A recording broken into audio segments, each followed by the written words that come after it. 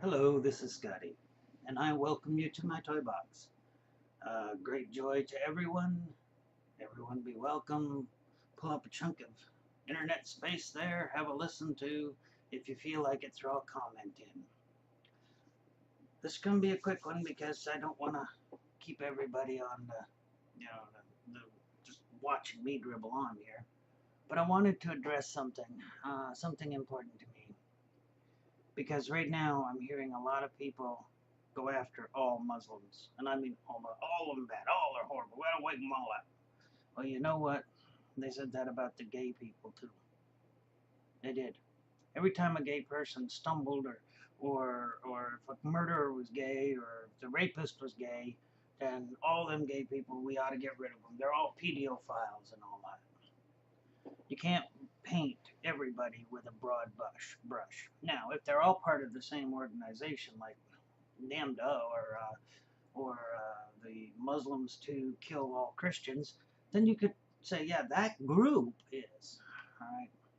And I want to tell you something. I'm going to post a post here in a minute, and I'm going to get to the comments. I haven't got to them yet because I had to eat. My sugar was real low, so I kind of snuck away and did something I'm not supposed to do. I had French toast with pure maple syrup. Ooh, it was good. Ooh. But I'm going to pay for it if Ron finds out, so I won't tell him if you won't. All right, let's look at something here. Let's look about Muslims, okay?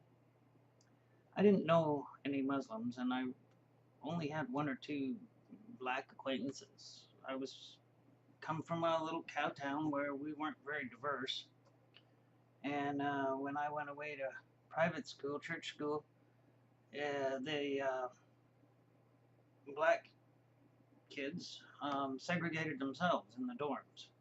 They wanted to room with each other. They wanted to be with each other. They liked to sing music. They were all into Bruce Lee. Tells you something about that church school, right? Anyway, so it wasn't like I had a lot of intercultural relations. In 1996, my surgeon had to drill holes. 96 and 97, I went through a series of operations to try to save my leg. And by that I mean to try to save from having to the whole thing decaying and losing the leg and being forever without it. Um, so when I had the operation, they had to drill holes in my legs. You know, they went in. It's called core decompression, and they drill holes literally with a drill, and they perforated my leg worse than a Ford F-150's frame. It had more holes in it than a strainer. Cheesecloth had more strength to it. And so, because of that, I was absolutely not to have any pressure on that leg. I mean, for the first month, I was bedridden, other than having Ron pick me up basically and take me and set me on the shower stool and bathe me in that or give me a bath in bed. I was not supposed to be even out of bed. And then for 3 more months, um, I wasn't supposed to put any weight on my legs and all that. So, and infection was a big problem they had to worry about. So they gave me a scooter and they gave me a wheelchair, and because my shoulders are damaged also, I had an electric wheelchair. Now here's the problem. Ron had to build a ramp up into the house, and it was not by code by any means because the carport was designed badly. It wasn't designed to put a car under the carport. It was designed as like as you get out of your car, and this is the place where you'd have your lawn chairs and that. And there was a drop down of about, maybe a foot to our backyard. Well, I could get out onto the carport, could go to the front of the house, but I could not go down that 1 foot drop. And Ron just didn't have time. He was working double shifts and that, trying to keep the house going, and me, you know, with I spilt that stuff on my desk. Ah, well, I'll have to clean it. It gets sticky, you know. So anyway, told you I take routine trips around the world here when I'm talking. So anyway, Ron just didn't have time to get to that thing, and it wasn't a big crisis. So One day a cement truck pulled up to my neighbor's and he was having a new sidewalk put in. And he was a black gentleman, very nice man, named Roosevelt Jones.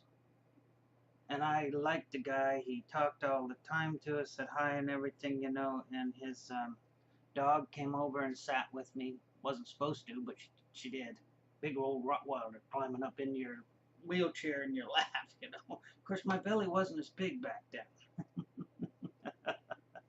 So anyway, I see a guy fill a wheelbarrow full of cement, and Roosevelt puts up his hand, and I see him pointing to my house, and the guy nodded, and he come right over and up my driveway, and right there where that drop-off was, he poured that cement, and he troweled it out, and he made a nice little ramp right down into the backyard.